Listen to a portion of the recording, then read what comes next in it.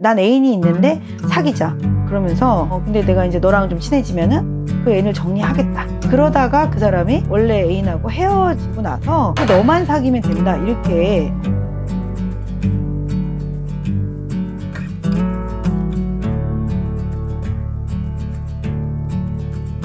안녕하세요. 상담심리 전문가 앤드쌤입니다.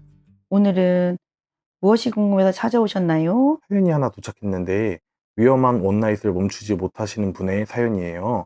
이분과 상담을 하셨는데 혹시 지금 영숙 씨는 어떤 상황인가요? 그러니까 이분이 30대 초반에 직장인 여성인데요. 그러니까 이제 원나잇을 내가 멈출 수가 없다. 이게 이제 고민인데, 그러니까 원나잇이라는 게 이런 거잖아요. 낯선 이성, 낯선 파트너와 모르는 사람과 성관계를 한다. 그리고 성관계만 하고 헤어진다. 이런 관계를 계속 하고 있다라는 의미인데요. 일단은 그렇게 지금 살고 있는 자신에 대한 자기 혐오가 너무 강했고, 인생 끝났습니다, 저는. 막 이러면서 자기를 굉장히 도덕적으로 비난하고, 이러한 것을 하지 않으면 너무 괴롭고, 외롭고, 스트레스가 뭐 감당이 안 되고, 뭐 이런 지경인 것을 굉장히 힘들어하고 있는 것 같았습니다. 참 안타까운 사연인데요. 영숙 씨는 어떤 계기로 이렇게 혼자 있기가 어려워진 거예요? 그러니까 이제 이분이 불편한 이런 생활을 하게 된 지가 2년 정도가 됐대요. 근데 이제 그때가 어떤 시기냐고 물어보니까 코로나 시기였는데, 그때 이제 2년인가 3년인가 어떤 힘든 연애를 했는데, 그 연애가 끝난 시기였고, 누굴 이렇게 좀 가까운 사람도 없고, 코로나라서 누굴 만나기도 어려운 시기였다고 하더라고요. 또 그 연애에 대해서 물어봤더니, 그 사람이 양다리를 아예 대놓고, 하자. 난 애인이 있는데 사귀자. 그러면서 근데 내가 이제 너랑 좀 친해지면은 그 애인을 정리하겠다. 이제 이러면서 자기도 굉장히 싫었지만 이분이 또 되게 윤리적으로 뭐 그런 게 굉장히 좀 중요한 사람 같긴 했거든요. 근데 이제 자기가 굉장히 불편했지만 또 너무 외로워서 그 관계를 시작했다고 하더라고요. 근데 이제 그 사람을 만나는 동안에 그분이 계속 그 원래 애인을 정리도 하지도 못했고, 계속 이 사람하고는 뭐 어떻게 보면 성관계만 하는 파트너를 유지하면서 끊어내지도 못하면서, 그렇다고 대놓고 원래 애인을 정리해달라고 하지도 못하면서 그렇게 관계를 이어갔대요. 그러다가 그 사람이 원래 애인하고 헤어지고 나서 너만 사귀면 된다. 이렇게 고백한 날이 있는데, 그때 굉장히 싫었다고 하더라고요. 왜냐면은 저 사람은 나를 만나도 또 누구랑 또 양다리를 할 텐데 라는 생각이 들었다고 해요. 그래서 제가 그 지점에서 이 사람은 근본적으로 사랑이 필요했던 게 아니라 그 사람을 한 번도 신뢰하지 않은 마음으로 만났구나 싶더라고요. 정말 사람에 대한 기대가 별로 없는 사람 같이 보였어요. 그러다가 그 사람이 애인이 생겼다. 이제 좀 헤어져 줄래? 이래서 관계가 끝나게 됐는데, 사실은 그 찝찝했던 관계도 자기가 끝낸 게 아니라 버림을 당한 거죠. 그 상황에서 굉장히 비참했고, 내가 결국에는 누구와 양다리만 하다가 버려졌구나. 이제 그런 시기에 이제 원나잇이 시작됐다고 해요. 굉장히 비참한 자기 모습을 누군가는 사랑해주지 않을까? 계속 확인하고 싶기도 할 것 같고, 그 하룻밤 만남은 또 굉장히 강렬하잖아요. 그리고 굉장히 그때는 뭐 애정을 줄 수도 있겠죠. 어떤 조건이 있는 게 아닌 거잖아요. 그래서 그런 따뜻한 온기라도, 하룻밤 온기라도 간절히 필요했나? 자기에 대한 혐오와 죄책감이 또 이 사람을 굉장히 힘들게 하고 있는 것 같았어요. 영숙 씨가 어려서는 엄마한테 어떤 사랑을 받았는지 궁금해요. 그러니까 이제 어렸을 때를 물어보니까 엄마가 초등학교 선생님이었는데 굉장히 공부를 잘하는 것을 중요하게 생각하셔 가지고 100점을 못 받으면은 거의 뭐 그날은 진짜 맞는 날이래요. 그래서 무조건 100점을 맞고, 엄마가 기대했던 대로 이제 의사가 되어야만 했는데, 대학을 갈 때 보니까 자기는 의대를 갈 마음이 없더래요. 의사에 관심도 없고, 그래서 의대를 가지 않겠다.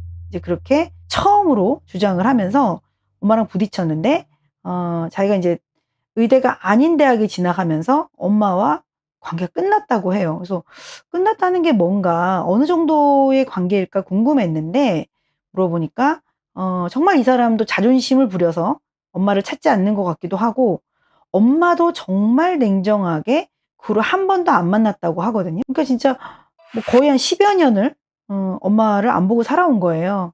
그러니까 어떻게 이렇게 엄마가 냉정할 수 있을까? 또 참 이해가 안 되는 부분이 있긴 한데 아마도 그렇게 관계가 끝났다면 어렸을 때부터 내가 엄마한테 엄마가 원하는 조건대로 무엇을 해내야만 인정받고 사랑받는 자식이었기 때문에 누가 나를 사랑해 줄 수 있을 거라는 기대가 있거나 사람에 대해서 신뢰하는 마음이 생기기는 굉장히 어렵지 않았을까 싶어요. 그래서 이분이 교회도 열심히 다니는데 누구하고도 이렇게 속 얘기를 하지 않는다라고 하더라고요. 참 그게 안타까웠어요. 그래서 이렇게 컸다면 사랑받고 싶은 이 마음이 이제 이성 교제, 이제 파트너 커플 관계에서는 어떻게 나타날까 또 상상이 됐거든요.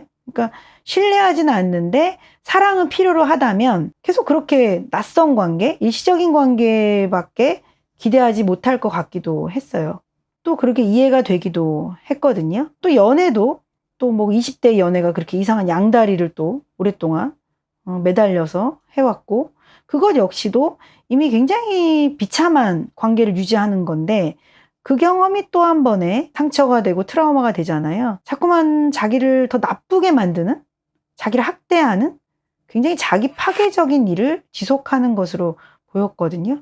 자꾸만 선생님 저는 이제 인생이 끝난 것 같아요 라고 하면서 많이 우시긴 했어요. 정말 잘 살고 싶은 마음도 있는데 이미 어떻게 틀어진 것 같다. 자신의 인생을 어떻게 하면 바로잡을 수 있을지 모르겠다의 마음도 느껴졌습니다. 그럼 영숙 씨는 앞으로 어떻게 이 문제를 극복해 가야 하나요? 첫 번째는 과거에 대한 자기 혐오가 멈춰져야 될 것 같아요. 내가 사랑받지 못했고 부모에게 버려졌고 이상한 연애를 했고 원나잇을 해왔고 너무 자기가 싫을 것 같거든요. 근데 우리가 지난 세월을 생각해 보면 되게 잘 살아서 지금 우리가 사는 게 아니잖아요. 돌아보면 되게 찐따 같았고 되게 한심했던 시절이 다 있잖아요.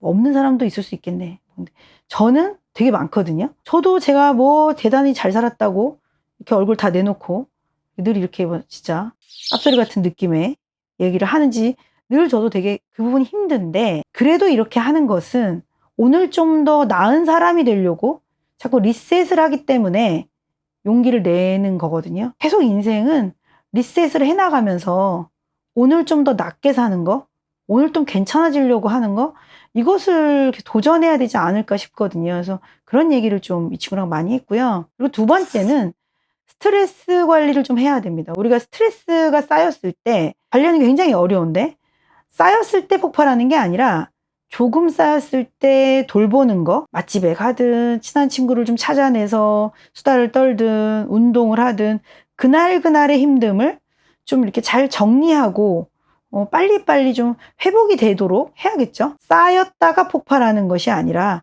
그래서 스트레스를 잘 관리하는 방법에 대해서도 좀 알아가야 될 것이다. 그런 얘기도 했습니다. 그리고 세 번째는 일단 원나잇은 무조건 멈춰야 됩니다. 자해고 자기 학대인데요. 일단 너무 위험해요. 어떤 사람을 만날지도 모르고 예전에 어떤 분은 너무 위험한 그런 원나잇 경험을 통해서 정말 생명을 잃을 뻔한 적이 있었거든요. 자신을 위해서라도 이것은 멈추고 차라리 좀 다른 자극이 되는 위험하지 않는 것을 찾아야겠죠. 그리고 뭐 네 번째라면 궁극적으로는 왜 내가 이렇게 나를 사랑하기가 어려운지, 날 이렇게 못되게 하고 싶은지 이 마음의 근원을 찾아서 늘 엄마한테 승인받지 못한, 있는 그대로 사랑받지 못하고 좌절했던 그 어린 시절부터 조금 살펴보는 심리상담, 또 치유 작업을 좀 해봐야 되지 않을까 싶습니다. 사연을 다루는 저희가 영상을 만들 때는 조심스럽기도 하고 혹시나 남의 사연을 우리가 좀 가볍게 다루는 걸까 늘 조심스럽긴 하거든요. 그렇지만 우리가 그렇게밖에 할 수 없는, 그렇게 힘들게 살 수밖에 없는 그 마음은 우리 모두에게 있잖아요. 우리 모두에게 전해지는 메시지가 분명히 있다고 생각이 되거든요. 저희가 사연은 늘 많이 각색해서 다루고 있으니까요. 여러분은 이 사실이 진짜야? 우와 막 이렇게 받아들이지 마시고 자기 자신에게 어떤 메시지가 지금 의미 있는지 그렇게 한번 들어봐 주시면 좋겠습니다. 오늘도 여러분에게 도움이 되셨으면 좋겠고요. 늘 더 좋은 의미 있는 것들을 잘 찾아서 자신의 삶에 잘 적용하시고 꾹꾹 잘 눌러서 잘 서 계시면 좋겠습니다. 감사합니다.